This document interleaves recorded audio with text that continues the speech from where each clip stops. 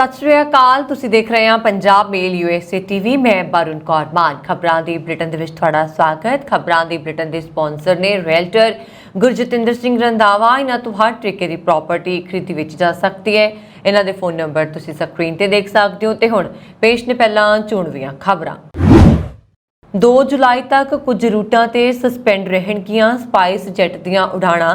कारण की है, एयरलाइन ने क्यों लिया फैसला, दस्सांगे विस्तार विच। अमरीका के मिनेसोटा राज विच वापरिया भयानक सड़क हादसा, 5 औरतां दी हुई मौत।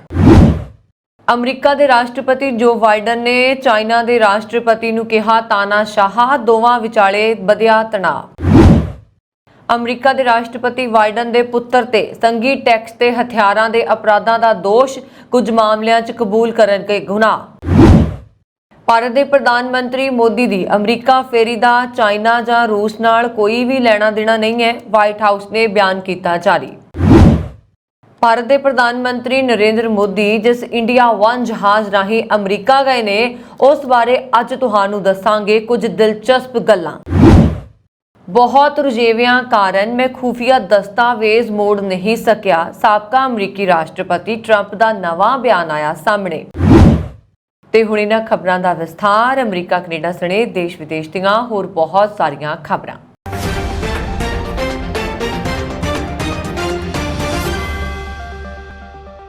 Budget airline company spice jet ने पंडुचेरी तो हैदराबाद ते बेंगलुरु विचाले 24 उड़ाणां नूं अस्थाई तौर ते मुअत्तल करन दा ऐलान कीता। एयरलाइन ने कहा कि हज यात्रियों दीआं विशेष यात्रा जरूरतां नूं पूरा करन दे लई ਇਹ ਉਡਾਣਾਂ 2 जुलाई तक मुअत्तल रहणगीਆਂ ਅਤੇ 3 जुलाई तो मुड़ संचालन शुरू होणगीਆਂ। स्पाइस जेट ने कहा कि वो अपने कुछ जहाज़ां नूं व्यस्त रूटां तो मोड़ के जदाह लई विशेष उड़ान शुरू करन वाली पहली होएगी। इस दे लई स्पाइस जेट ने हैदराबाद पंडुचेरी बेंगलुरु रूट ते उड़ान भरन वाले Q40 बंबार्डियर जहाज़ नूं तैनात किया है। सूत्रां दे मुताबक हैदराबाद पंडुचेरी रूट ते सोमवार तो शुक्रवार तक फ्लाइट की 80% ਅਤੇ शनिवार ਅਤੇ ਐਤਵਾਰ ਨੂੰ ਵੀਕਐਂਡ ਤੇ 90 ਤੋਂ 95% ਹੈ। ਇਸੇ ਤਰ੍ਹਾਂ ਪੋਂਡੀਚੇਰੀ ਬੈਂਗਲੁਰੂ रूट ਤੇ सोमवार ਤੋਂ शुक्रवार ਅਤੇ ਵੀਕਐਂਡ ਸਮੇਤ ਦੋਨਾਂ ਦਿਨਾਂ ਤੇ फ्लाइट की आवाजाही लगभग 40 ਤੋਂ 50% ਹੁੰਦੀ ਹੈ, जिस कारण स्पाइस जेट ने इस रूट ਤੇ सेवा अस्थाई तौर ਤੇ बंद ਕਰਨ ਦਾ फैसला किया है। ਤੁਹਾਨੂੰ ਦੱਸ ਦਈਏ कि फिलहाल एयरलाइन ने 2 जुलाई तक फ्लाइट ਨੂੰ अस्थाई तौर ਤੇ ਮੁਅੱਤਲ ਕਰ ਦਿੱਤਾ ਹੈ ਅਤੇ 3 जुलाई ਨੂੰ ਦੁਬਾਰਾ सेवा शुरू ਕਰਨ ਦੇ ਲਈ ਵੀ ਕਿਹਾ ਹੈ। ਦੂਜੇ ਪਾਸੇ जुलाई तो बाद अगले महीने अगस्त ਵਿੱਚ ਇੱਕ ਵਾਰ ਫਿਰ ਕੁਝ ਰੂਟਾਂ ਤੇ ਫਲਾਈਟਾਂ ਨੂੰ यानी कि ਇਹਨਾਂ ਰੂਟਾਂ ਤੇ ਹੀ ਫਲਾਈਟਾਂ ਨੂੰ ਅਸਥਾਈ ਤੌਰ ਤੇ रोक ਦਿੱਤਾ ਜਾਏਗਾ, क्योंकि स्पाइस जेट जहाज जदाह तो हज यात्रियों को वापस लियाएगा। एयरलाइन ने यात्रियों को सलाह दी है कि वह किसी भी होर अपडेट के लिए एयरलाइन के अधिकारत चैनलों राही सूचित रहन। एयरलाइन ने कहा कि स्पाइस जेट इन्हां असाधारण हालातों के दौरान सारे मुसाफिरों लिए सुखावां यात्रा अनुभव यकीनी बनाने के लिए वचनबद्ध है। मामले के माहिरां के मुताबक स्पाइस जेट के पंडुचेरी तो हैदराबाद और बेंगलुरु लिए अस्थाई तौर पर उड़ाणा बंद करने के फैसले नूं रणनीतिक कदम वजों देखा जा रहा है। मिनीसोटा राज के शहर मियानापोलिस दे विच वापरे एक भयानक सड़क हादसे विच 5 औरतां दोस्तां दे मारे जाण की खबर है। मृतकों की उम्र 21 साल तो घट दसी जाती है। मियानापोलिस पुलिस विभाग ने जारी एक बयान च कहा कि हादसे तो पहला मिनीसोटा स्टेट गश्ती दल के इंटरस्टेट 35 उपर एक तेज़ रफ्तार कार जाती देखी गई, परंतु इस तो पहला कि गश्ती दल किसी ट्रैफिक स्टॉप ते कार नूं रोकण की कोशिश करदा, उसका ड्राइवर कार नूं राष्ट्रीय मार्ग छड्ड के एक पासे लैके निकल गया। बाद विच कार लेक स्ट्रीट ते 2nd एवेन्यू विचाले पैंदे चौराहे ते बिना लाल बत्ती की परवाह कीते अगे निकल गई ते एक कार विच जा वजी, जिस विच 4 बालग औरतां ते एक नाबालग औरत सवार सी, जिन्हां दी मौके उत्ते मौत हो गई। पुलिस हादसे वाले स्थान ते स्थानक समय अनुसार रात 10:12 ते पहुंची। बयान के अनुसार हादसे दे लई जिम्मेवार कार के ड्राइवर ने मौके तो भज्जण की कोशिश की, पर पुलिस ने उसनूं गिरफ्तार कर लिया। उसनूं हैनपिन काउंटी मैडिकल सेंटर विच डॉक्टरी जांच के लिए दाखिल करवाया गया है। उसनूं अजे तक रस्मी तौर पर गिरफ्तार नहीं किया गया ते ना ही अजे तक उस विरुद्ध दोष आयद किए गए हैं। मृतकों की पछाण सलमा मोहम्मद एबडी कादर सहारा ਅਤੇ ਹੋਰ ਵੀ ਨਾਮ ਜਿਹੜੇ ਨੇ ਪੁਲਿਸ ਨੇ ਜਾਰੀ ਕੀਤੇ ਨੇ। ਇਹ ਪੰਜੇ ਔਰਤਾਂ ਆਪਸ ਵਿੱਚ ਮਿੱਤਰ ਸੀ ਤੇ ਆਪਣੇ ਦੋਸਤ ਦੇ ਵਿਆਹ ਦੇ ਲਈ ਸ਼ਾਮਲ ਹੋਣ ਦੇ ਲਈ ਇਕੱਠੀਆਂ ਹੋਈਆਂ ਸੀ। ਅਮਰੀਕਾ ਦੇ ਰਾਸ਼ਟਰਪਤੀ ਜੋ ਬਾਈਡਨ ਨੇ ਮੰਗਲਵਾਰ ਨੂੰ ਚਾਈਨਾ ਦੇ ਰਾਸ਼ਟਰਪਤੀ ਨੂੰ ਤਾਨਾਸ਼ਾਹ ਕਿਹਾ।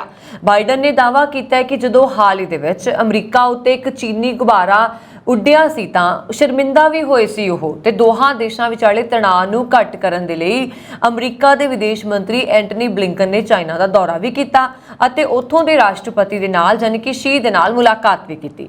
ਬਾਈਡਨ ਦੀ ਟਿੱਪਣੀ ਇਸ ਮੁਲਾਕਾਤ ਤੋਂ ਇੱਕ ਦਿਨ ਬਾਅਦ ਆਈ ਹੈ। ਬਾਈਡਨ ਨੇ ਕੈਲੀਫੋਰਨੀਆ ਵਿੱਚ ਇੱਕ ਫੰਡ ਰੇਜ਼ਰ 'ਚ ਟਿੱਪਣੀ ਕੀਤੀ ਕਿ ਜਦੋਂ ਮੈਂ ਜਾਸੂਸੀ ਉਪਕਰਨਾਂ ਦੇ ਨਾਲ ਭਰੀਆਂ 2 ਬਾਕਸ ਕਾਰਾਂ ਨਾਲ ਉਸ ਗੁਬਾਰੇ ਨੂੰ ਹੇਠਾਂ ਸੁੱਟਿਆ ਤਾਂ ਸ਼ੀ ਜਿਨਪਿੰਗ ਬਹੁਤ ਪਰੇਸ਼ਾਨ ਸਨ। ਤਾਨਾਸ਼ਾਹ ਲਈ ਇਹ ਬਹੁਤ ਸ਼ਰਮ ਵਾਲੀ ਗੱਲ ਹੈ ਜਦੋਂ ਉਹਨਾਂ ਨੂੰ ਪਤਾ ਵੀ ਨਹੀਂ ਲੱਗਾ ਕਿ ਕੀ ਹੋਇਆ। ਜਿੱਥੇ ਇਹ ਸੀ ਉੱਥੇ ਨਹੀਂ ਜਾਣਾ ਚਾਹੀਦਾ ਸੀ। ਇਹ ਯਕੀਨੀ ਤੌਰ ਉੱਤੇ ਉਡਾ ਦਿੱਤਾ ਗਿਆ ਯਾਨੀ ਕਿ ਸਿੱਟ ਦਿੱਤਾ ਗਿਆ।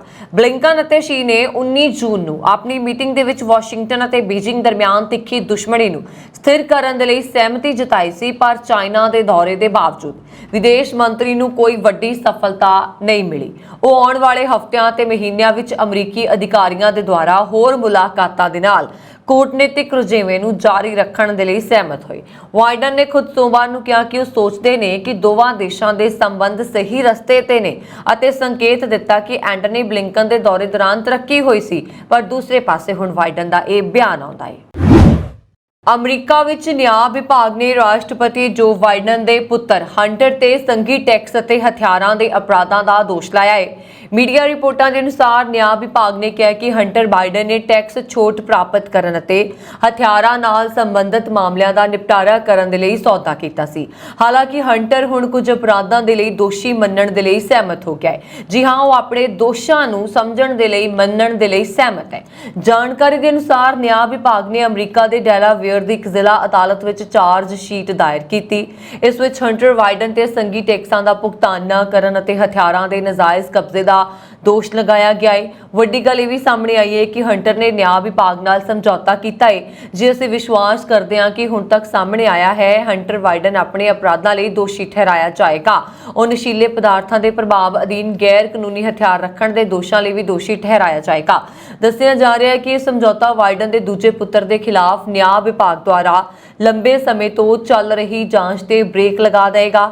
ਹੰਟਰ ਨੇ ਆਪਣੇ ਭਰਾ ਬਿਊ ਬਾਈਡਨ ਦੀ ਮੌਤ ਤੋਂ ਬਾਅਦ 2015 ਚ ਨਸ਼ੇ ਦੀ ਲੱਤ ਵਿੱਚ ਦਾਖਲਾ ਲਿਆ ਸੀ। ਭਾਰਤ ਦੇ ਪ੍ਰਧਾਨ ਮੰਤਰੀ ਨਰਿੰਦਰ ਮੋਦੀ ਦੀ ਅਮਰੀਕਾ ਫੇਰੀ ਦਾ ਮੁੱਖ ਉਦੇਸ਼ ਸਹਿਯੋਗ ਅਤੇ ਸਹਿਯੋਗ ਵਧਾਉਣ ਤੇ ਕੇਂਦਰਿਤ ਹੈ। ਅਮਰੀਕਾ ਅਤੇ ਭਾਰਤ ਦਰਮਿਆਨ ਦੁਵੱਲੇ ਸੰਬੰਧਾਂ ਨੂੰ ਮਜ਼ਬੂਤ ਕਰਨਾ ਵੀ ਹੈ ਅਤੇ ਇਸ ਦਾ ਚਾਈਨਾ ਜਾਂ ਰੂਸ ਦੇ ਨਾਲ ਕੋਈ ਲੈਣਾ ਦੇਣਾ ਨਹੀਂ ਹੈ। ਇਹ ਗੱਲ ਵਾਈਟ ਹਾਊਸ ਦੇ ਰਣਨੀਤਿਕ ਸੰਚਾਰ ਲਈ ਰਾਸ਼ਟਰੀ ਸੁਰੱਖਿਆ ਪਰਿਸ਼ਦ ਦੇ ਕੋਆਰਡੀਨੇਟਰ ਜੌਨ ਕਿਰਬੀ ਨੇ ਕਹੀ ਹੈ। ਜੌਨ ਨੇ ਕਿਹਾ ਕਿ ਭਾਰਤ ਨੇ ਰੂਸ ਤੋਂ ਤੇਲ ਖਰੀਦਣ ਬਾਰੇ ਫੈਸਲਾ ਕਰਨਾ ਹੈ। ਉਹਨਾਂ ਨੇ ਕਿਹਾ ਕਿ ਇਹ ਦੌਰਾ ਪ੍ਰਧਾਨ ਮੰਤਰੀ ਮੋਦੀ ਜਾਂ ਭਾਰਤ ਸਰਕਾਰ ਨੂੰ ਕੁਝ ਵੱਖਰਾ ਕਰਨ ਦੇ ਲਈ ਮਨਾਉਣ ਬਾਰੇ ਨਹੀਂ ਹੈ। ਵਾਈਟ ਹਾਊਸ ਦੇ ਅਧਿਕਾਰੀਆਂ ਨੇ ਕਿਹਾ ਕਿ ਪ੍ਰਧਾਨ ਮੰਤਰੀ ਮੋਦੀ ਦੀ ਯਾਤਰਾ ਆਜ਼ਾਦ, ਖੁੱਲ੍ਹੇ, ਖੁਸ਼ਹਾਲ ਅਤੇ ਸੁਰੱਖਿਅਤ ਇੰਡੋ ਪੈਸੀਫਿਕ ਲਈ ਸਾਂਝੀ ਵਚਨਬੱਧਤਾ ਨੂੰ ਮਜ਼ਬੂਤ ਕਰੇਗੀ। ਉਹਨਾਂ ਨੇ ਕਿਹਾ ਕਿ ਭਾਰਤੀਆਂ ਦੇ ਨਾਲ-ਨਾਲ ਅਸੀਂ ਇੱਕ ਸੁਰੱਖਿਅਤ ਅਤੇ ਖੁਸ਼ਹਾਲ ਇੰਡੋ ਪੈਸੀਫਿਕ ਖੇਤਰ ਵਿੱਚ ਵਿਸ਼ਵਾਸ ਰੱਖਦੇ ਹਾਂ। ਇਸ ਲਈ ਸਾਡੇ ਰੱਖਿਆ ਸਹਿਯੋਗ ਨੂੰ ਬਿਹਤਰ ਬਣਾਉਣ ਦੇ ਤਰੀਕੇ ਲੱਭਣਾ ਸਮਝਦਾਰ ਹੈ। ਤਸਵੀਰ 2 ਸਾਲ ਪਹਿਲਾਂ ਦੀ ਹੈ ਜਦੋਂ ਪ੍ਰਧਾਨ ਮੰਤਰੀ ਨਰਿੰਦਰ ਮੋਦੀ ਆਪਣੇ ਵਿਸ਼ੇਸ਼ ਸਰਕਾਰੀ ਜਹਾਜ਼ ਇੰਡੀਆ 1 ਵਿੱਚ ਅਮਰੀਕਾ ਗਏ। ਇਸ ਯਾਤਰਾ ਤੇ ਜਾਂਦੇ ਸਮੇਂ ਉਹਨਾਂ ਨੇ ਆਪਣੀ ਤਸਵੀਰ ਟਵੀਟ ਕੀਤੀ ਸੀ। ਮੋਦੀ ਹੁਣਾਂ ਦਾ ਇਹ ਜਹਾਜ਼ ਬਹੁਤ ਹੀ ਖਾਸ ਜਹਾਜ਼ ਹੈ। ਇਸ ਤਰ੍ਹਾਂ ਅਮਰੀਕਾ ਤੇ ਰੂਸ ਕੋਲ ਰਾਸ਼ਟਰਪਤੀ ਦੇ ਲਈ ਵੱਖਰੇ ਵਿਸ਼ੇਸ਼ ਜਹਾਜ਼ ਨੇ ਜੋ ਆਧੁਨਿਕ ਸੁਰੱਖਿਆ ਤੋਂ ਲੈ ਕੇ ਸੰਚਾਰ ਪ੍ਰਣਾਲੀ ਅਤੇ ਆਰਾਮਦਾਇਕ ਸਹੂਲਤਾਂ ਦੇ ਨਾਲ ਲੈਸ ਨੇ। ਇਹ ਜਹਾਜ਼ ਉਹੀ ਜਹਾਜ਼ ਹੈ। ਇਸ ਜਹਾਜ਼ ਦਾ ਨਾਮ ਇੰਡੀਆ 1 ਹੈ। ਪੀਐਮ ਇਸ ਵਿਸ਼ੇਸ਼ ਜਹਾਜ਼ ਲਈ ਜੀ ਹਾਂ ਇਸ ਵਿਸ਼ੇਸ਼ ਜਹਾਜ਼ ਰਾਹੀਂ ਦੂਜੀ ਵਾਰ ਅਮਰੀਕਾ ਗਏ ਨੇ। ਇਹ ਬੋਇੰਗ 777 ਮਾਡਲ ਦਾ ਬਿਲਕੁਲ ਨਵਾਂ ਜਹਾਜ਼ ਹੈ ਜੋ ਪਿਛਲੇ ਸਾਲ ਅਕਤੂਬਰ 2020 ਵਿੱਚ ਭਾਰਤ ਨੂੰ ਦਿੱਤਾ ਗਿਆ ਸੀ। ਭਾਰਤ ਨੇ ਅਮਰੀਕੀ ਬੋਇੰਗ ਕੰਪਨੀ ਤੋਂ ਅਜਿਹੇ 2 ਜਹਾਜ਼ ਖਰੀਦੇ ਨੇ। ਇਹ ਟਵਿਨ ਇੰਜਨ ਵਾਲਾ ਜਹਾਜ਼ ਹੈ। ਇਸ ਦੇ ਇੰਜਨ GE90 ਵਰਤਮਾਨ ਵਿੱਚ ਹਵਾਈ ਜਹਾਜ਼ ਵਿੱਚ ਵਰਤੇ ਜਾਣ ਵਾਲੇ ਸਭ ਤੋਂ ਸ਼ਕਤੀਸ਼ਾਲੀ ਇੰਜਨ ਨੇ। ਇਸ ਜਹਾਜ਼ ਦਾ ਅੰਦਰਲਾ ਹਿੱਸਾ ਖਾਸ ਹੈ। ਇਸ ਦੇ ਇੱਕ ਪਾਸੇ ਹਿੰਦੀ ਅਤੇ ਦੂਜੇ ਪਾਸੇ ਭਾਰਤ ਲਿਖਿਆ ਹੋਇਆ ਹੈ। ਜਹਾਜ਼ ਤੇ ਅਸ਼ੋਕ ਦਾ ਚਿੰਨ੍ਹ ਲਿਖਿਆ ਹੋਇਆ ਹੈ। ਇਹ ਦੇਸ਼ ਦਾ VVI ਜਹਾਜ਼ ਹੈ ਜਿਸ ਦੀ ਵਰਤੋਂ ਪ੍ਰਧਾਨ ਮੰਤਰੀ ਤੋਂ ਇਲਾਵਾ ਰਾਸ਼ਟਰਪਤੀ ਅਤੇ ਉਪ ਰਾਸ਼ਟਰਪਤੀ ਵੀ ਕਰ ਸਕਦੇ ਨੇ। ਵਰਤਮਾਨ ਦੇ ਵਿੱਚ ਭਾਰਤੀ ਹਵਾਈ ਸੈਨਾ ਦੇ ਪਾਇਲਟ ਇਸ ਜਹਾਜ਼ ਨੂੰ ਚਲਾਉਂਦੇ ਨੇ। ਇੱਕ ਵਾਰ ਇੰਧਨ ਭਰਨ ਤੋਂ ਬਾਅਦ ਜਹਾਜ਼ 17 ਘੰਟੇ ਤੱਕ ਉਡਾਨ ਭਰ ਸਕਦਾ ਹੈ। ਸੰਕਟਕਾਲੀਨ ਸਥਿਤੀਆਂ ਵਿੱਚ ਬਾਲਣ ਨੂੰ ਹਵਾ ਵਿੱਚ ਵੀ ਭਰਿਆ ਜਾ ਸਕਦਾ ਹੈ। ਜੇਕਰ ਅਸੀਂ ਸੁਰੱਖਿਆ ਅਤੇ ਸੰਚਾਰ ਤਕਨੀਕ ਦੀ ਗੱਲ ਕਰੀਏ ਤਾਂ ਇਹ ਬੇਮਿਸਾਲ ਹੈ। ਇਸ ਵਿੱਚ ਅਜਿਹੇ ਸਿਸਟਮ ਨੇ ਜੋ ਨਾ ਕੇਵਲ ਜਹਾਜ਼ ਨੂੰ ਹਮਲੇ ਤੋਂ ਬਚਾਉਂਦੇ ਨੇ ਸਗੋਂ ਇਸ ਵੱਲ ਆਉਣ ਵਾਲੀ ਮਿਜ਼ਾਈਲ ਦੀ ਦਿਸ਼ਾ ਵੀ ਬਦਲ ਦਿੰਦੇ ਨੇ, ਕਿਉਂਕਿ ਇਹ ਜਹਾਜ਼ ਮਿਜ਼ਾਈਲ ਸਿਸਟਮ ਦੇ ਨਾਲ ਲੈਸ ਹੈ। ਇਸ ਲਈ ਇਸ ਤੇ ਤੁਰੰਤ ਹਮਲਾ ਵੀ ਕੀਤਾ ਜਾ ਸਕਦਾ ਹੈ। ਇਹ ਜਹਾਜ਼ ਉਡਾਨ ਭਰਦੇ ਸਮੇਂ ਦੁਸ਼ਮਣ ਦੇ ਰਡਾਰ ਨੂੰ ਵੀ ਜਾਮ ਕਰ ਸਕਦਾ ਹੈ। ਜਹਾਜ਼ ਵਿੱਚ ਕਾਨਫਰੰਸ ਰੂਮ, ਬੈਡਰੂਮ, VVIP ਯਾਤਰੀ ਕਮਰੇ, ਮੈਡੀਕਲ ਸੈਂਟਰ, ਮਹੱਤਵਪੂਰਨ ਲੋਕਾਂ ਲਈ ਸੀਟਾਂ ਨੇ। ਇਸ ਦਾ ਇੰਟੀਰੀਅਰ ਭਾਰਤ ਦੀ ਸਲਾਹ ਤੇ ਬੋਇੰਗ ਕੰਪਨੀ ਨੇ ਬਣਾਇਆ। 에ਅਰ ਇੰਡੀਆ ਦੇ ਇੰਜੀਨੀਅਰਿੰਗ ਵਿੰਗ ਦੁਆਰਾ ਜਹਾਜ਼ ਦੀ ਦੇਖਭਾਲ ਕੀਤੀ ਜਾਂਦੀ ਹੈ। ਭਾਰਤ ਨੇ ਫਰਵਰੀ 2020 ਦੇ ਵਿੱਚ ਅਮਰੀਕਾ ਦੇ ਨਾਲ 2 ਵਿਸ਼ੇਸ਼ ਜਹਾਜ਼ਾਂ ਲਈ ਸਮਝੌਤਾ ਕੀਤਾ ਸੀ। ਉਹਨਾਂ ਦੀ ਡਿਲੀਵਰੀ ਜੁਲਾਈ 2020 ਤੱਕ ਹੋਣੀ ਸੀ, ਪਰ ਕਰੋਨਾ ਕਾਰਨ ਉਹਨਾਂ ਦਾ ਭਾਰਤ ਆਉਣਾ ਮੁਲਤਵੀ ਹੋ ਗਿਆ। ਉਹ 20 ਅਕਤੂਬਰ ਨੂੰ ਅਮਰੀਕਾ ਤੋਂ ਸਿੱਧਾ ਭਾਰਤ ਪਹੁੰਚਿਆ ਸੀ। ਕਿਹਾ ਜਾ ਸਕਦਾ ਹੈ ਕਿ ਹਵਾ ਵਿੱਚ ਉੱਡਣ ਵਾਲਾ ਇਹ ਜਹਾਜ਼ ਇੱਕ ਮਜ਼ਬੂਤ ਕਿਲੇ ਵਾਂਗ ਹੈ। ਦੁਨੀਆ ਦੇ ਬਹੁਤ ਘੱਟ ਰਾਜਾਂ ਦੇ ਮੁਖੀਆਂ ਦੇ ਕੋਲ ਅਜਿਹੇ ਜਹਾਜ਼ ਨੇ।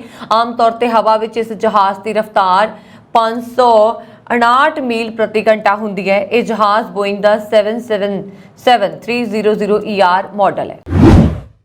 ਅਮਰੀਕਾ ਦੇ ਸਾਬਕਾ ਰਾਸ਼ਟਰਪਤੀ ਡੋਨਾਲਡ ਟਰੰਪ ਨੇ ਵਾਈਟ ਹਾਊਸ ਛੱਡਣ ਸਮੇਂ ਆਪਣੇ ਨਾਲ ਲੈ ਗਏ ਖੁਫੀਆ ਦਸਤਾਵੇਜ਼ ਨਾ ਮੋੜਨ ਬਾਰੇ ਇੱਕ ਹੋਰ ਸਪਸ਼ਟੀਕਰਨ ਦਿੰਦਿਆਂ ਕਿਹਾ ਕਿ ਉਹ ਬਹੁਤ ਰੁੱਝੇ ਹੋਏ ਸੀ, ਇਸ ਲਈ ਆਪਣੇ ਨਿੱਜੀ ਸਮਾਨ ਵਿੱਚ ਦਸਤਾਵੇਜ਼ਾਂ ਨੂੰ ਵੱਖ ਕਰਨ ਦਾ ਸਮਾਂ ਨਹੀਂ ਮਿਲਿਆ।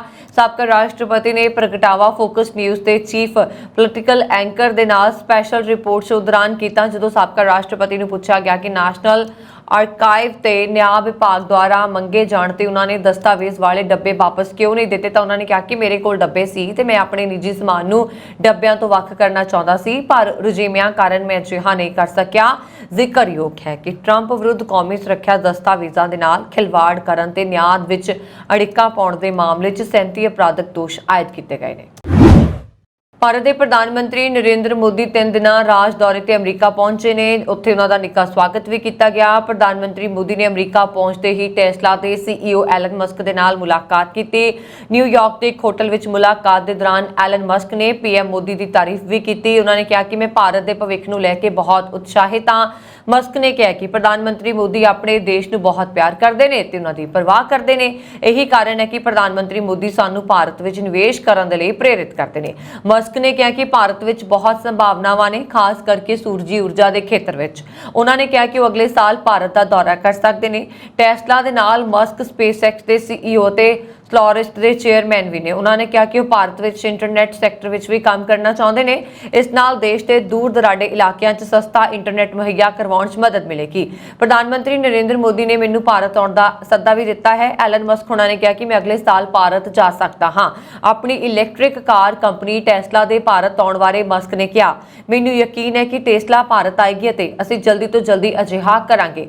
ਪਿਛਲੇ ਮਹੀਨੇ ਮਸਕ ਨੇ ਕਿਹਾ ਸੀਗਾ ਕਿ ਉਹਨਾਂ ਦੀ ਕੰਪਨੀ ਇਸ ਸਾਲ ਦੇ ਅੰਤ ਤੱਕ ਇੱਕ ਨਵੀਂ ਫੈਕਟਰੀ ਲਈ ਇੱਕ ਸਾਈਟ ਨੂੰ ਅੰਤਿਮ ਰੂਪ ਦੇਗੀ। ਉਹਨਾਂ ਨੇ ਕਿਹਾ ਕਿ ਭਾਰਤ ਨਵੇਂ ਪਲਾਂਟ ਲਈ ਦਿਲਚਸਪ ਥਾਂ ਹੈ। ਇਸ ਦੌਰਾਨ ਜਦੋਂ ਇੱਕ ਪੱਤਰਕਾਰ ਨੇ ਜੈਕ ਵੱਲੋਂ ਭਾਰਤ ਸਰਕਾਰ ਤੇ ਲਾਏ ਦੋਸ਼ਾਂ ਬਾਰੇ ਉਹਨਾਂ ਨੂੰ ਸਵਾਲ ਕੀਤਾ ਤਾਂ ਉਹਨਾਂ ਨੇ ਕਿਹਾ, ਟਵਿੱਟਰ ਕੋਲ ਸਥਾਨਕ ਸਰਕਾਰਾਂ ਦੀ ਗੱਲ ਮੰਨਣ ਤੋਂ ਇਲਾਵਾ ਕੋਈ ਵਿਕਲਪ ਨਹੀਂ ਹੈ।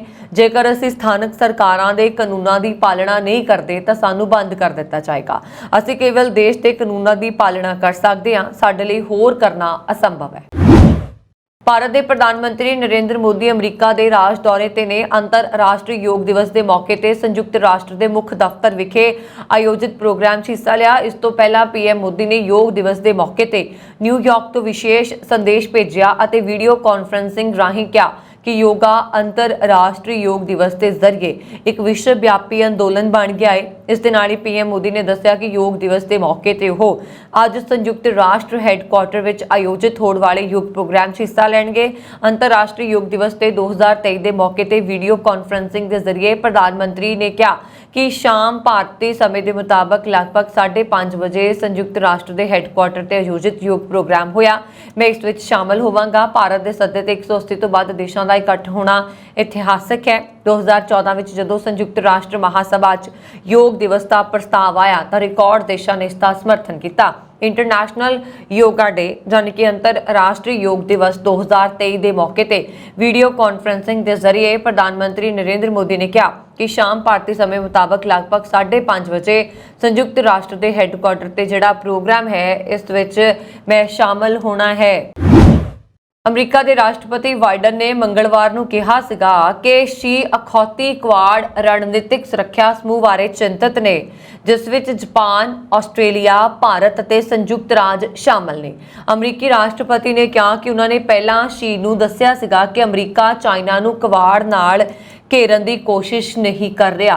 दस दिए कि भारत के प्रधानमंत्री नरेंद्र मोदी इस समय अमरीका के डिप्लोमैटिक दौरे ते ने। इस दौरान उन्होंने जो बाइडन दे नाल मुलाकात भी की है। अमरीका ते भारत के चाइना दे जिहड़े चर्चे ने आपस में होने की उम्मीद भी है, जानी कि अमरीका ते भारत चाइना ते चर्चा भी कर सकते हैं। पर दूसरे पासे व्हाइट हाउस ने बयान भी दिता है कि इस फेरी का यानी कि भारत के प्रधानमंत्री की अमरीका फेरी का चाइना के नाल कोई भी संबंध नहीं है। श्रोमणी गुरुद्वारा प्रबंधक कमेटी के साबका प्रधान भाई गोबिंद सिंह लौंगोवाल वालों सिख इंडो अमेरिकन ग्रुप के नाल मुलाकात की गई। इस मौके उन्होंने बोलदियां कहा कि श्रोमणी गुरुद्वारा प्रबंधक कमेटी शहीदों के खून के नाल सिंजी हुई सिखां की नुमाइंदा जथेबंदी है। इसके शनमते इतिहास और होंद नूं ढाह नहीं लगनी चाहिए। उन्होंने संस्था दीयां प्राप्तियां दसदियां कहा कि सानू संस्था की मजबूती लिए अपना योगदान पाउणा चाहिए है। उन्होंने भरोसा दवाया कि कमेटी वालों अमरीकन सिखां की सलाह और सहयोग नूं लैके कार्य करेगी। उन्होंने ज्ञानी रघुवीर सिंह दे अकाल तखत के जथेदार वजों नियुक्ति नूं भी शलाघायोग कदम दस्सिया। स्वागत किया। मीटिंग नूं डॉक्टर परमजीत सिंह सरोआ और रमेश सिंह खालसा कराची ने भी संबोधन किया। नरिंदरपाल सिंह हुन्नल ने स्वागत करदियां भरोसा दवाया कि अमरीका दीयां संगतां पूर्ण सहयोग देण दे लई वचनबद्ध ने। मीटिंग विच प्रोफैसर मुख्तियार सिंह गिल, मनजीत सिंह सैणी, जाना लाल सिंह पिंडर, दविंदर सिंह ढिल्लों, सोहन सिंह धूरी, गुरदयाल सिंह आदि हाजिर सन। भारत के प्रधानमंत्री नरेंद्र मोदी अमरीका के सरकारी दौरे ते ने अते उन्हां दा इह दौरा भारत अमरीका संबंधां नूं होर मजबूत करेगा। व्हाइट हाउस ने कहा कि प्रधानमंत्री मोदी और राष्ट्रपति बाइडन विचाले ਵੱਖ-ਵੱਖ खेत्रां ते अर्थपूर्ण अते ठोस गलबात होएगी। व्हाइट हाउस के बुलारे जॉन ने कहा कि दोवां नेतावां विचाले गलबात लोकां तो लोकां दे संबंधां नूं विकसित करेगी, जिस नाल भविख विच दोवां देशां विचाले संबंध मजबूत होणगे। दस दिए कि प्रधानमंत्री मोदी अमरीका के सरकारी दौरे ते ने ते उन्हां दी राष्ट्रपति बाइडन दे नाल ਵੱਖ-ਵੱਖ मुद्दिआं ते गलबात होनी है। जॉन ने कहा कि असीं कोविड-19 नूं लैके भारत दे नाल बहुत मजबूती नाल सहयोग किया है। दोवां नेता ने जलवायु संकट और जलवायु तब्दीली दे नाल नजिठण दे तरीके बारे गल करते हुए नजर आउणगे। उन्होंने कहा कि उन्हां नूं रखिया सहयोग बारे गल करते भी सुणनगे। किरबी ने कहा कि दोवें नेता लोकां दे विच संबंधां नूं मजबूत और गूढ़ा करन ते भी ध्यान देणगे। उन्होंने कहा कि भविख विच नौजवान ही दोवें देशां दे आगू होणगे। इसलिए असीं यकीन बनाउणा चाहुंदे हां कि असीं उन्हां दे विश्वास, विकास, आपसी समझ नूं किवें मजबूत कर सकते हाँ, इस बारे भी गलबात हुंदी देख सकांगे। संयुक्त राष्ट्र ने 2008 के बंबई अतवादी हमले के पीड़ितां नूं अतवाद के पीड़ितां की याद विच आयोजित एक समारोह विच सॉलीडेरिटी ट्री लगा के श्रद्धांजलि दी। इस समागम प्रधानमंत्री नरेंद्र मोदी के संयुक्त राष्ट्र हैडकुआटर के दौरे तो एक दिन पहला आयोजित किया गया सी। तीसरा संयुक्त राष्ट्र अतवाद विरोधी हफ्ता सोमवार नूं संयुक्त राष्ट्र वालों एकजुटता का रुख लगाउण दे नाल शुरू होया सी। यह पौधा संयुक्त राष्ट्र हैडकुआटर के उत्तर पूर्वी लॉन विच महात्मा गांधी के बुत के पिछे लगाया गया। यह मूर्ति भारत के द्वारा संयुक्त राष्ट्र नूं पेश की गई सी अते सुरक्षा परिषद की भारत की प्रधानगी दौरान दिसंबर 2022 विच स्थापित की गई सी। भारत के प्रधानमंत्री अमरीका के दौरे ते ने 26/11 के बंबई अतवादी हमलियां दे बचे हुए करमवीर कंग ने बूटे लगाउण दे समारोह दे विच इस भयानक घटना दीआं अपणीआं यादां सांझीआं कीतीआं। पाकिस्तान स्थित अतवादी संगठन लश्करे तौयबा के 10 अतवादियों ने बंबई विच ਵੱਖ-ਵੱਖ ਥਾਵਾਂ ते अतवादी हमले किए, जिस विच 166 तो ज्यादा लोगों की जान चली गई सी। ਕਾਂਗ ਹਮਲੇ ਦੇ ਸਮੇਂ ਬੰਬਈ ਦੇ ਤਾਜ ਮਹਿਲ ਹੋਟਲ ਦੇ ਜਨਰਲ ਮੈਨੇਜਰ ਸਨ, ਜਿੱਥੇ ਅੱਤਵਾਦੀ ਹਮਲਾ ਹੋਇਆ ਸੀ। ਇਸ ਹਮਲੇ ਵਿੱਚ ਉਹਨਾਂ ਦੀ ਪਤਨੀ ਅਤੇ 2 ਪੁੱਤਰ ਮਾਰੇ ਗਏ ਸੀ। ਸੰਯੁਕਤ ਰਾਸ਼ਟਰ ਨੇ ਇਸ ਮੌਕੇ ਕੰਗ ਨੂੰ ਸੱਦਾ ਦਿੱਤਾ ਸੀ। ਉਹਨਾਂ ਨੇ ਕਿਹਾ, ਮੇਰੀ ਪਤਨੀ ਅਤੇ 2 ਛੋਟੇ ਪੁੱਤਰ ਜੋ ਉਸ ਸਮੇਂ ਹੋਟਲ ਵਿੱਚ ਸਨ, ਹਮਲੇ ਵਿੱਚ ਬਚ ਨਹੀਂ ਸਕੇ। ਇੱਕ ਪਲ ਵਿੱਚ ਮੇਰੀ ਪੂਰੀ ਦੁਨੀਆ ਤਬਾਹ ਹੋ ਗਈ। ਕਾਂਗ ਅਤੇ ਉਸਦੇ ਸਾਥੀਆਂ ਨੇ ਕੁਝ ਸਥਾਨਕ ਪੁਲਿਸ ਕਰਮਚਾਰੀਆਂ ਦੀ ਮਦਦ ਦੇ ਨਾਲ ਹਮਲੇ ਦੀ ਉਸ ਰਾਤ 1900 ਤੋਂ ਵੱਧ ਜਾਨਾਂ ਬਚਾਈਆਂ। ਸੰਯੁਕਤ ਰਾਸ਼ਟਰ ਨੇ ਕਿਹਾ ਕਿ ਸੋਲੀਡੇਰਿਟੀ ਟ੍ਰੀ ਦੁਨੀਆ ਭਰ ਦੇ ਅੱਤਵਾਦ ਦੇ ਪੀੜਤਾਂ ਨੂੰ ਸ਼ਰਧਾਂਜਲੀ ਦੇਣ ਅਤੇ ਹਿੰਸਕ ਅੱਤਵਾਦ ਅਤੇ ਕੱਟੜਵਾਦ ਨੂੰ ਰੋਕਣ ਅਤੇ ਉਹਨਾਂ ਦਾ ਮੁਕਾਬਲਾ ਕਰਨ ਦੇ ਲਈ ਅੰਤਰਰਾਸ਼ਟਰੀ ਭਾਈਚਾਰੇ ਦੇ ਸੰਕਲਪ ਨੂੰ ਦਰਸਾਉਣ ਦੇ ਲਈ ਲਗਾਇਆ ਗਿਆ ਹੈ। 11 ਹਮਲੇ ਦੇ ਪੀੜਤ ਅਤੇ ਤਾਜ ਹੋਟਲ ਦੇ ਜਨਰਲ ਮੈਨੇਜਰ ਕਰਮਵੀਰ ਸਿੰਘ ਕੰਗ ਨੂੰ ਵੀ ਸੱਦਾ ਦਿੱਤਾ ਗਿਆ। ਸਨਮਾਨ ਸਮਾਰੋਹ ਤੇ ਹੋਏ ਹਮਲੇ ਨੂੰ ਯਾਦ ਕਰਦੇ ਹੋਏ ਸਿੰਘ ਨੇ ਆਪਣੇ ਸਟਾਫ ਅਤੇ ਕੁਝ ਸਥਾਨਕ ਪੁਲਿਸ ਕਰਮਚਾਰੀਆਂ ਦੇ ਬਹਾਦਰੀ ਭਰੇ ਯਤਨਾਂ ਨੂੰ ਯਾਦ ਕੀਤਾ, ਜਿਨ੍ਹਾਂ ਨੇ 1900 ਲੋਕਾਂ ਦੀ ਜਾਨ ਬਚਾਈ। ਮੰਗਲਵਾਰ ਨੂੰ ਫੈਡਰਲ ਸਰਕਾਰ ਵੱਲੋਂ ਲਿਆਂਦਾ ਨਵਾਂ Canada disability benefit bill parliament ਵਿੱਚ ਪਾਸ ਹੋ ਗਿਆ। Employment, workforce development and disability inclusions ਮੰਤਰੀ ਕਾਰਲਾ ਵੱਲੋਂ ਪੇਸ਼ ਬਿੱਲ C22 ਵਿੱਚ ਘੱਟ ਆਮਦਨ ਵਾਲਿਆਂ ਤੇ ਅਪਾਹਜ ਵਿਅਕਤੀਆਂ, ਜਿਨ੍ਹਾਂ ਦੀ ਕੰਮ ਕਰਨ ਦੀ ਉਮਰ ਲਈ ਫੈਡਰਲ ਇਨਕਮ ਸਪਲੀਮੈਂਟ ਤਿਆਰ ਕਰਨ ਦਾ ਪ੍ਰਸਤਾਵ ਸੀ। ਇਸ ਬਿੱਲ ਨੂੰ ਗਰੰਟਡ ਇਨਕਮ ਸਪਲੀਮੈਂਟ ਦੇ ਆਧਾਰ ਉੱਤੇ ਤਿਆਰ ਕੀਤਾ ਗਿਆ।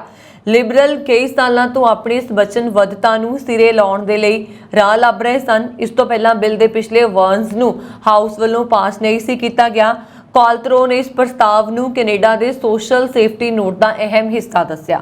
ਉਹਨਾਂ ਨੇ ਆਖਿਆ ਕਿ ਇਸ ਦੇ ਨਾਲ ਸੈਂਕੜੇ ਅਪਾਹਜ ਕੈਨੇਡੀਅਨਸ ਨੂੰ ਮਦਦ ਮਿਲੇਗੀ। ਅਜੇ ਸਪਸ਼ਟ ਨਹੀਂ ਹੋ ਸਕਿਆ ਕਿ ਇਸ ਲਈ ਕਿੰਨੀ ਰਕਮ ਦੀ ਪੇਸ਼ਕਸ਼ ਕੀਤੀ ਜਾਏਗੀ। ਮੰਗਲਵਾਰ ਸ਼ਾਮ ਨੂੰ ਕਾਲਤਰੋ ਨੇ ਟਵੀਟ ਕਰਕੇ ਆਖਿਆ ਕਿ ਹੁਣ ਇਹ ਬਿੱਲ ਸ਼ਾਹੀ ਮੁਹਰ ਲਈ ਭੇਜਿਆ ਜਾ ਰਿਹਾ ਹੈ। ਓਨਟਾਰੀਓ ਦੇ ਪ੍ਰੀਮੀਅਰ ਡਗ ਫੋਰਡ ਨੇ ਖੁਲਾਸਾ ਕੀਤਾ ਹੈ ਕਿ ਉਹ ਅਗਲੇ ਹਫ਼ਤੇ ਹੋਣ ਜਾ ਰਹੀਆਂ ਟੋਰਾਂਟੋ ਦੇ ਮੇਅਰ ਦੇ ਅਹੁਦੇ ਸੰਬੰਧੀ ਚੋਣਾਂ ਵਿੱਚ ਕਿਸ ਉਮੀਦਵਾਰ ਨੂੰ ਵੋਟ ਕਰਨਗੇ। ਮੰਗਲਵਾਰ ਨੂੰ ਓਟਾਵਾ ਵਿੱਚ ਇੱਕ ਐਲਾਨ ਕਰਨ ਤੋਂ ਬਾਅਦ ਪੱਤਰਕਾਰਾਂ ਦੇ ਨਾਲ ਗੱਲਬਾਤ ਕਰਦਿਆਂ ਫੋਰਡ ਨੇ ਆਖਿਆ ਕਿ ਉਹ ਟੋਰਾਂਟੋ ਦੇ ਸਾਬਕਾ ਪੁਲਿਸ ਚੀਫ ਮਾਰਕ ਸਾਂਡਰਸ ਨੂੰ ਵੋਟ ਕਰਨਗੇ। ਉਹਨਾਂ ਨੇ ਆਖਿਆ ਕਿ ਉਹਨਾਂ ਨੇ ਆਪਣੇ ਲੌਨ ਵਿੱਚ ਵੀ ਸਾਂਡਰਸ ਦੇ ਸਾਈਨ ਬੋਰਡ ਹੀ ਲਾਏ ਨੇ ਤੇ ਇਸ ਗੱਲ ਦੀ ਉਹਨਾਂ ਨੂੰ ਖੁਸ਼ੀ ਵੀ ਹੈ। ਫੋਰਡ ਨੇ ਆਖਿਆ ਕਿ ਉਹਨਾਂ ਦੀ ਨਜ਼ਰ ਦੇ ਵਿੱਚ ਸਾਂਡਰਸ ਤੋਂ ਬਿਹਤਰ ਮੇਅਰ ਉਹਨਾਂ ਨੂੰ ਨਹੀਂ ਮਿਲ ਸਕਦਾ। ਜ਼ਿਕਰਯੋਗ ਹੈ ਕਿ ਸਾਂਡਰਸ ਟੋਰਾਂਟੋ ਦੇ ਪਹਿਲੇ ਬਲੈਕ ਚੀਫ ਸਨ ਤੇ ਇਸ ਦੇ ਅਹੁਦੇ ਉੱਤੇ 2015 ਤੋਂ 2020 ਤੱਕ ਸੇਵਾ ਨਿਭਾਈ ਉਹਨਾਂ ਨੇ। ਪਰ ਡੌਨ ਵੈਲੀ ਵੈਸਟ ਵਿੱਚ ਹੋਈਆਂ ਚੋਣਾਂ ਵਿੱਚ PC ਪਾਰਟੀ ਦੀ ਟਿਕਟ ਉੱਤੇ ਖੜੇ ਸਾਂਡਰਸ ਹਾਰ ਗਏ। ਮਾਰਚ ਵਿੱਚ ਫੋਰਡ ਨੇ ਆਖਿਆ ਸੀਗਾ ਕਿ ਉਹ ਇਸ ਦੌੜ ਵਿੱਚ ਸ਼ਾਮਲ ਕਿਸੇ ਵੀ ਉਮੀਦਵਾਰ ਦਾ ਪੱਖ ਨਹੀਂ ਲੈਣਗੇ, ਪਰ 1 ਮਹੀਨਾ ਪਹਿਲਾਂ ਉਹਨਾਂ ਨੇ ਪੱਤਰਕਾਰਾਂ ਦੇ ਨਾਲ ਗੱਲਬਾਤ ਕਰਦਿਆਂ ਆਖਿਆ ਸੀਗਾ ਕਿ ਜੇ ਕੋਈ ਖੱਬੇ ਪੱਖੀ ਉਮੀਦਵਾਰ ਮੇਅਰ ਬਣ ਜਾਂਦਾ ਹੈ ਤਾਂ ਉਹਨਾਂ ਲਈ ਨਵੀਂ ਮੁਸੀਬਤ ਖੜੀ ਹੋ ਜਾਏਗੀ। ਇੱਥੇ ਦੱਸਣਾ ਬਣਦਾ ਹੈ ਕਿ ਜੇ ਓਲਾਵੀਆ ਚਾਓ ਟੋਰਾਂਟੋ ਦੀ ਮੇਅਰ ਚੁਣੇ ਜਾਂਦੇ ਨੇ ਤਾਂ ਉਹਨਾਂ ਵੱਲੋਂ ਫੋਰਡ ਦੇ ਕੁਝ ਪ੍ਰੋਵਿੰਸ਼ੀਅਲ ਪਲਾਨਸ ਦਾ ਵਿਰੋਧ ਕੀਤਾ ਜਾਏਗਾ, ਜਿਵੇਂ ਕਿ ਸਰਕਾਰ ਵੱਲੋਂ ਓਨਟਾਰੀਓ ਪਲੇਸ ਉੱਤੇ ਓਨਟਾਰੀਓ ਸਾਇੰਸ ਸੈਂਟਰ ਦੇ ਨਿਰਮਾਣ ਲਈ ਨਵੀਂ ਥਾਂ ਬਣਾਉਣਾ। ਪਰ ਮੰਗਲਵਾਰ ਨੂੰ ਫੋਰਡ ਨੇ ਵੀ ਇਹ ਆਖਿਆ ਕਿ ਜੇ ਕੋਈ ਉਮੀਦਵਾਰ ਵੀ ਜਿੱਤਦਾ ਹੈ ਤਾਂ ਉਹ ਸਿਆਸੀ ਮਤਭੇਦ ਦੇ ਬਾਵਜੂਦ ਉਸ ਦੇ ਨਾਲ ਰਲ ਕੇ ਕੰਮ ਕਰਨਗੇ। ਟੋਰਾਂਟੋ ਵਿੱਚ ਮੇਅਰ ਦੇ ਅਹੁਦੇ ਦੇ ਲਈ ਵੋਟਾਂ ਸੋਮਵਾਰ ਨੂੰ ਪੈਣ ਜਾ ਰਹੀਆਂ ਨੇ।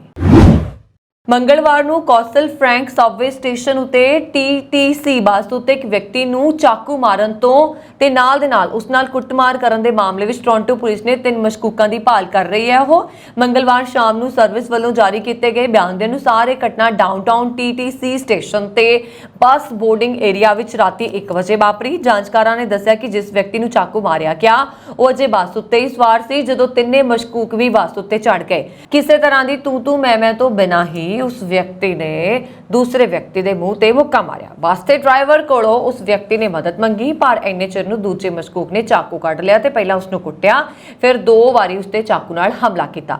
ਜਾਂਚਕਾਰਾਂ ਦੇ ਅਨੁਸਾਰ ਉਸ ਵਿਅਕਤੀ ਨੂੰ ਬਹੁਤ ਸੱਟਾਂ ਤਾਂ ਨਹੀਂ ਲੱਗੀਆਂ, ਪਰ ਮਾਮੂਲੀ ਜ਼ਖਮੀ ਹਾਲਤ ਵਿੱਚ ਉਹ ਬੱਸ ਤੋਂ ਉਤਰ ਗਿਆ। ਇਸ ਤੋਂ ਪਹਿਲਾਂ ਕਿ ਟੋਰਾਂਟੋ ਪੁਲਿਸ ਅਧਿਕਾਰੀ ਸਟੇਸ਼ਨ ਉੱਤੇ ਪਹੁੰਚਦੇ ਤਾਂ ਤਿੰਨੋਂ ਹਮਲਾਵਰ ਮੌਕੇ ਤੋਂ ਫਰਾਰ ਹੋ ਗਏ। ਪੁਲਿਸ ਅਧਿਕਾਰੀਆਂ ਨੇ ਦੱਸਿਆ ਕਿ ਉਹ 2 ਪੁਰਸ਼ਾਂ ਤੇ ਇੱਕ ਮਹਿਲਾ ਜਿਹੜੀ ਹੈ ਉਸ ਦੀ ਭਾਲ ਕਰ ਰਹੇ ਨੇ। ਇਹਨਾਂ ਤਿੰਨਾਂ ਵਿੱਚ ਇੱਕ ਪੁਰਸ਼ 5 ਫੁੱਟ 8 ਇੰਚ ਲੰਬਾ ਦੱਸਿਆ ਜਾਂਦਾ ਹੈ। ਉਹਨਾਂ ਨੂੰ ਆਖਰੀ ਵਾਰ ਹਰੇ ਰੰਗ ਦੇ ਜਿਪ ਅਪ ਸਵੈਟਰ, ਹਰੀ ਪੈਂਟ ਤੇ ਕਾਲੇ ਰੰਗ ਦੇ ਬੈਕਪੈਕ ਦੇ ਨਾਲ ਵੇਖਿਆ ਗਿਆ ਸੀ। ਉਹਨਾਂ ਨੇ ਬਾਕੀਆਂ ਦੀ ਵੀ ਪਛਾਣ ਜਿਹੜੀ ਹੈ ਉਹ ਜਨਤਕ ਕੀਤੀ ਹੈ। ਹਰਮੰਦਰ ਸਾਹਿਬ ਦੇ ਵਿੱਚ ਹੁੰਦੇ ਕੀਰਤਨ ਦੇ ਪ੍ਰਸਾਰਣ ਬਾਰੇ ਪੰਜਾਬ ਸਰਕਾਰ ਵੱਲੋਂ ਵਿਧਾਨ ਸਭਾ ਵਿੱਚ ਮਤਾ ਪਾਸ ਕਰਨ ਤੋਂ ਪਹਿਲਾਂ ਅਕਾਲ ਤਖਤ ਦੇ ਜਥੇਦਾਰ ਗਿਆਨੀ ਰਘਬੀਰ ਸਿੰਘ ਨੇ ਸਰਕਾਰ ਨੂੰ ਆਖਿਆ ਕਿ ਉਹ ਸਿੱਖਾਂ ਦੀ ਸਰਵਉੱਚ ਸੰਸਥਾ ਸ਼੍ਰੋਮਣੀ ਕਮੇਟੀ ਦੇ ਮਾਮਲਿਆਂ ਦੇ ਵਿੱਚ ਦਖਲਅੰਦਾਜ਼ੀ ਨਾ ਕਰਨ। ਵੀਡੀਓ ਬਿਆਨ ਰਾਹੀਂ ਜਥੇਦਾਰ ਗਿਆਨੀ ਰਘਬੀਰ ਸਿੰਘ ਹੁਣਾਂ ਨੇ ਕਿਹਾ ਕਿ ਸਰਕਾਰ ਦੀ ਇਹ ਕਾਰਵਾਈ ਸਿੱਖ ਪੰਥ ਵਿੱਚ ਦੁਵਿਧਾ ਪੈਦਾ ਕਰ ਰਹੀ ਹੈ। ਗੁਰਬਾਣੀ ਪ੍ਰਸਾਰਣ ਦੇ ਮਾਮਲੇ ਵਿੱਚ ਦੋਵੇਂ ਧਿਰਾਂ ਨੂੰ ਮਿਲ ਬੈਠ ਕੇ ਆਪਸੀ ਗੱਲਬਾਤ ਰਾਹੀਂ ਮਸਲੇ ਨੂੰ ਹੱਲ ਕਰਨਾ ਚਾਹੀਦਾ ਹੈ। ਗੁਰਬਾਣੀ ਦੇ ਪ੍ਰਸਾਰਣ ਦਾ ਮਾਮਲਾ ਭਾਵੇਂ ਮਰਿਆਦਾ ਨਾਲ ਨਹੀਂ ਜੁੜਿਆ, ਪਰ ਇਸ ਦੇ ਪ੍ਰਸਾਰਣ ਤੋਂ ਬਾਅਦ ਇਹ ਮਰਿਆਦਾ ਨਾਲ ਜੁੜਿਆ ਹੋਇਆ ਹੈ। ਉਹਨਾਂ ਨੇ ਸ਼ੰਕਾ ਪ੍ਰਗਟਾਈ ਹੈ ਕਿ ਜੇ ਗੁਰਬਾਣੀ ਦੇ ਪ੍ਰਸਾਰਣ ਨੂੰ ਖੁੱਲ੍ਹਾ ਛੱਡ ਦਿੱਤਾ ਜਾਏਗਾ ਤਾਂ ਅਗਾਂਹ ਚੱਲ ਕੇ ਇਹ ਮਰਿਆਦਾ ਦਾ ਮਸਲਾ ਬਣ ਜਾਏਗਾ। ਉਹਨਾਂ ਨੇ ਆਮ ਆਦਮੀ ਪਾਰਟੀ ਅਤੇ ਹੋਰ ਪਾਰਟੀਆਂ ਦੇ ਸਿੱਖ ਵਿਧਾਇਕਾਂ ਨੂੰ ਆਖਿਆ ਕਿ ਇਸ ਮਾਮਲੇ ਵਿੱਚ ਮਤਾ ਲਿਆਉਣ ਦੇ ਲਈ ਮਤਾ ਪਾਸ ਕਰਨ ਲਈ ਕੋਈ ਕਾਹਲੀ ਨਾ ਕੀਤੀ ਜਾਏ। ਇਸ ਸੰਬੰਧੀ ਮਸਲੇ ਨੂੰ ਮਿਲ ਬੈਠ ਕੇ ਹੱਲ ਕਰਨਾ ਚਾਹੀਦਾ ਹੈ। ਇਹ ਸਨ ਹੁਣ ਤੱਕ ਦੀਆਂ ਖਬਰਾਂ। ਮੈਨੂੰ ਵਰੁਣ ਕੌਰ ਮਾਨ ਨੂੰ ਦਿਵਾ ਗਿਆ। ਹੋਰ ਖਬਰਾਂ ਦੇ ਲਈ ਸਾਡਾ YouTube ਚੈਨਲ ਪੰਜਾਬ ਮੇਲ USA TV ਜ਼ਰੂਰ ਸਬਸਕ੍ਰਾਈਬ ਕਰੋ ਜੀ। ਸ਼ੁਕਰੀਆ। ਸਤਿ ਸ਼੍ਰੀ ਅਕਾਲ।